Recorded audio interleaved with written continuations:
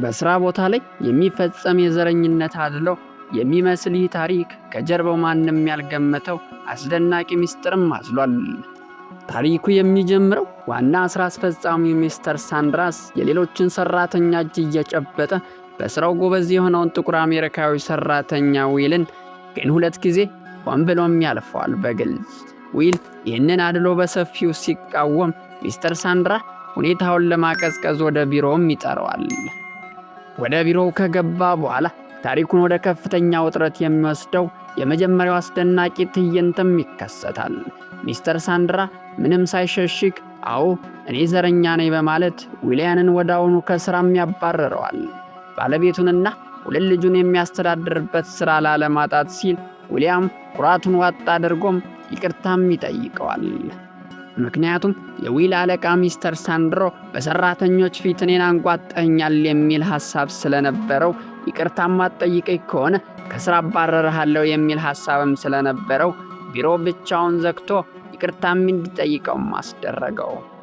ምንም እንኳ ይቅርታ ቢጠይቅም መጀመሪያውንም ሚስተር ሳንድሮ አባሮት ስለነበረ በድጋሚ 20% ደሞዙን ቀንሶም ድጋሚ ቀጥሯል።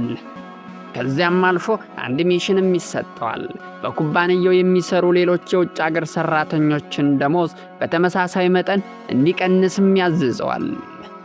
ይህ አሰቃቂ በደል ግን የዊልን መንፈስ ምንም አላፈራረሰውም።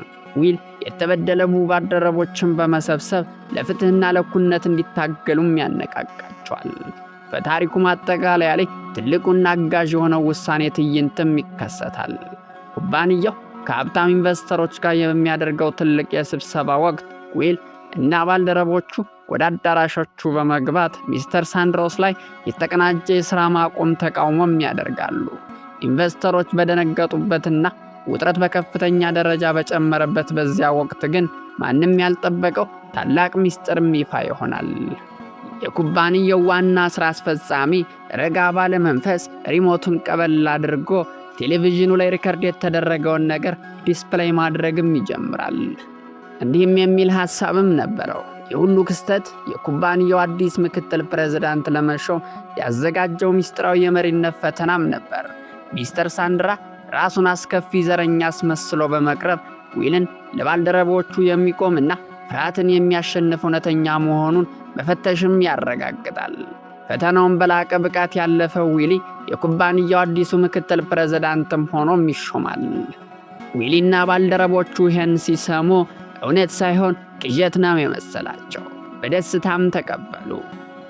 ይህ ታሪክ የሚያስተምረን ትልቅ ቁም ነገር ቢኖር እውነተኛ መሪነት የሚለካው በስልጣን ማዕረግ ሳይሆን በአስቸጋሪ ሁኔታዎች ውስጥ ለፍትህ ለመቆምና ለባልደረቦቹ መብት ለማስከበር በሚታይ ድፍረት ነው።